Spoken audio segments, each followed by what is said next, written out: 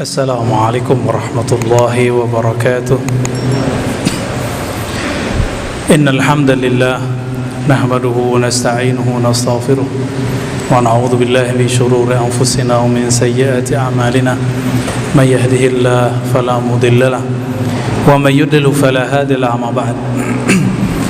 Allahumma shalli wa sallim wa barik ala nabiyyina Muhammad wa ala alihi wa ashabihi wa li baitihi wa dhurriyyatihi ajma'in.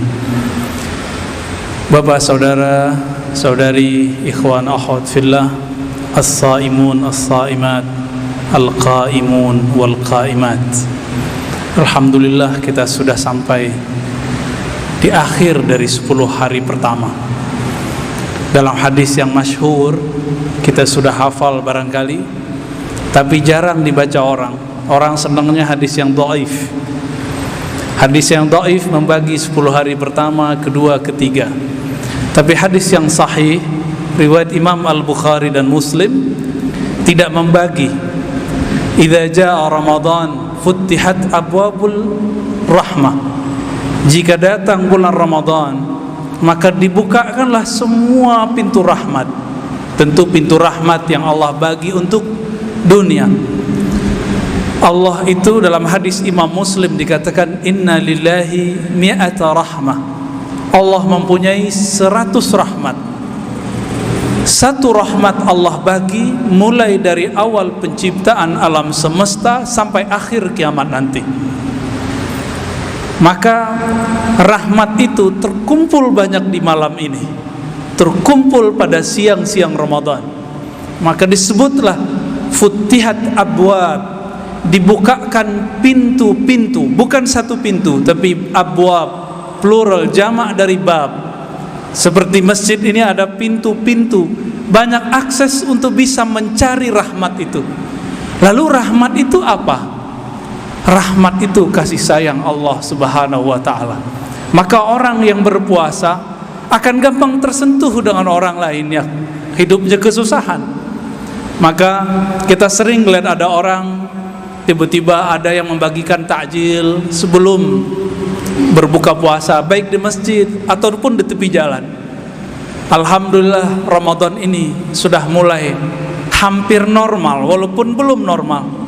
Tahun lalu begitu menyedihkan, kita tidak tahu tahun depan. Maka mumpung bulan ini, tahun ini, nyawa kita masih bersatu dengan tubuh ini, nikmati sepuas-puasnya kenikmatan Ramadan. Kita tidak tahu tahun depan, tahun berikutnya lagi kita tidak mengerti. Siapa tahu nanti ada virus baru lagi. Nanti semua kita ketakutan lagi. Bayangkan Bapak serahkan Allah, cuma virus corona orang ketakutan. Bagaimana nanti jika ada virus-virus yang lain? Tapi semoga ini jadi pelajaran buat kita sehingga kita bisa menyesuaikan diri.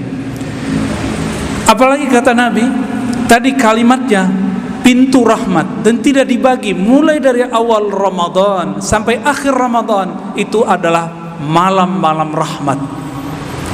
Makanya dalam hadis Imam Tirmizi Allah berfirman, ya baghiyal khair halumma, wahai orang-orang yang suka berbuat baik, ayolah kejarlah kebaikan itu.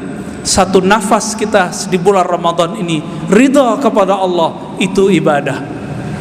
Satu lafaz tasbih kita saat ini itu lebih berharga daripada 1000 tasbih di luar bulan puasa. Bapak saudara makan Allah, ikhwan akhwat fillah. Di lafaz berikutnya Nabi SAW mengatakan, wa ghulliqat abwabun nar, lalu dikuncilah pintu-pintu neraka. Ternyata hadis ini dijelaskan juga oleh hadis Imam Tirmizi, hadis pertama dalam Kitabus Siyam, Sunan Tirmizi. Apa maksudnya? Ternyata setiap malam Ramadan yu'taku, ya, akan dibebaskan penduduk neraka setiap malamnya. Ternyata nama kita ini Bapak saudara Allah sudah ada di surga, sudah ada di neraka. Ya, masing-masing kita, nama kita ada di surga. Fulan bin siapa? Fulan bin fulan. Di neraka juga ada. Dan siapa yang malam ini dia qama imanan wahtisaban, dia melakukan qiyamul lail, siangnya qama imanan wahtisaban, maka namanya akan dihapus setiap malam. Semoga nama kita dihapus malam ini dari daftar ahli neraka. Tapi jangan senang dulu, tar besok setelah Ramadan bisa jadi muncul lagi namanya, karena kita kembali maksiat lagi. Lalu di ujung hadis ada dua versi. Yang pertama suffidatis syayatin, yang kedua sulsilatis syayatin. Dibelenggu, dirantailah syaitan. Ada anak muda bertanya kepada saya, kritis, tapi perlu untuk ukuran kita juga masih perlu kita pikirkan. Katanya syaitan dibelenggu, kok masih ada maksiat?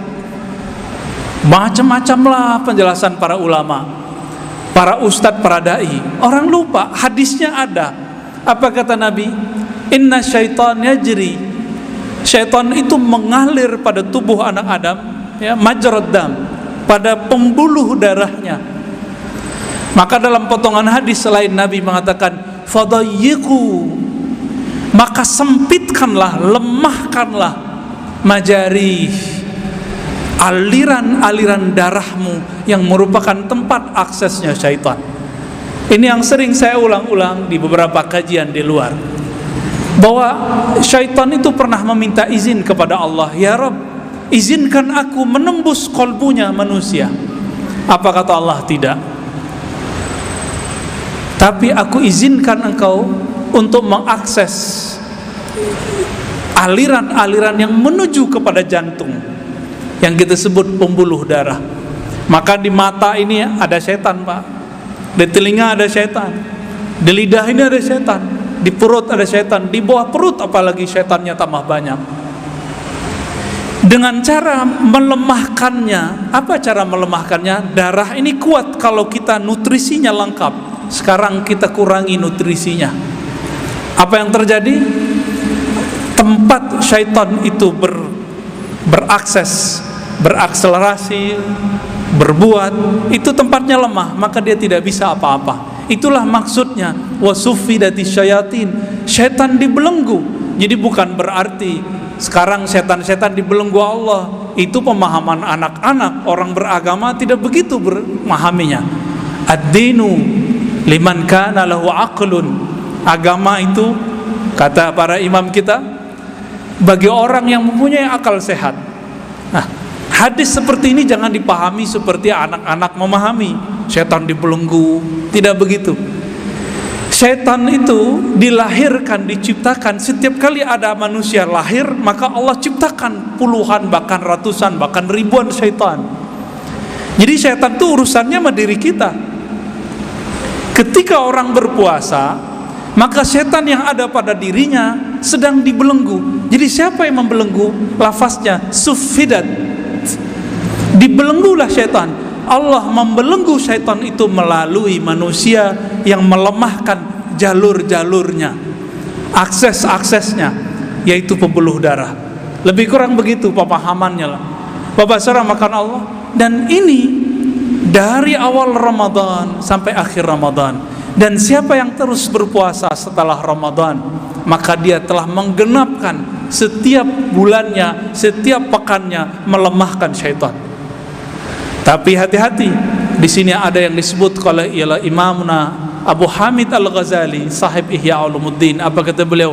Ada yang disebut al-mughtarrina min arbabil ibadat, orang-orang yang tertipu dari kalangan yang suka beribadah. Apa tertipunya? Berpuasa karena ingin sakti. Berpuasa Daud, nanti setelah puasa nih mau puasa Daud, supaya tajam kolbunya, bisa baca isi hati orang. Tidak sedikit juga saya ketemu orang puasa supaya rezekinya lancar. Loh, apa urusannya? Gak ada urusannya, puasa-puasa, rezeki. Rezeki itu kata Sayyidina Ali karramallahu wajhah, imman ta'ti ilaihi wa imman ya'ti ilaik. Rezeki itu ada yang engkau menjemputnya, ada yang dia yang menjemputmu. Jadi nggak ada urusannya dengan puasa, ya. Orang puasa kalau nggak menjemput rezekinya ya tidak dapat rezeki. Kecuali kita sudah sampai pada makom tajrid, makom yang manis. seperti gula yang manis dicari oleh semut.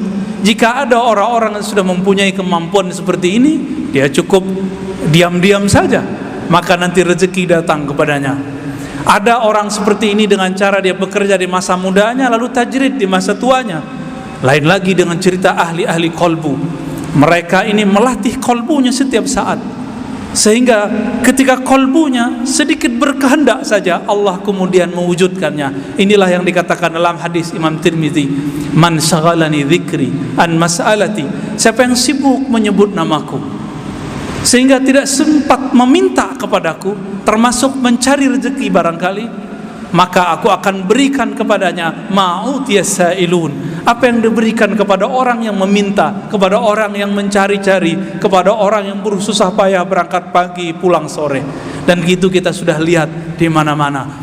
Orang-orang ahlullah seperti Sayyidatuna Maryam, terbersit di hatinya mau buah apa Allah datangkan.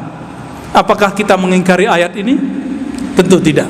Maka kadang-kadang logika manusia kita harus kita kembangkan lagi, bukan dibuang. Dikembangkan menjadi logika-logika yang lebih kuat, logika ilahiyah, aqlul ilahiyah, akal-akal ketuhanan. Jangan hanya akal-akal insaniyah yang cuma terbatas kepada persoalan materi. Bapak saramakan Allah, akhir dari kultum kita dapat kita simpulkan bahwa Ramadan ini adalah bulan memungut salah satu sifat Allah Ta'ala supaya masuk ke dalam diri kita, yaitu sifat rahmat.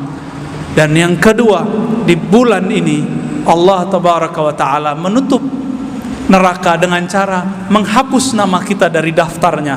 Dan yang ketiga, syaitan dibelenggu dengan cara apa? Dengan cara kita melemahkan aksesnya. Jadi jangan salahkan syaitan kalau kita masih maksiat, berarti kita masih menyisakan senjatanya dan kekuatannya. Semoga Allah merahmati kita, semoga Allah membimbing kita ke dalam ridha-Nya. Amin ya rabbal alamin. Ja'alana Allah wa iyyakum minal muttaqin wal mukhlisin wal mukhlasin. Amin ya rabbal alamin. Wa sallallahu ala nabiyyina Muhammad. Assalamualaikum warahmatullahi wabarakatuh.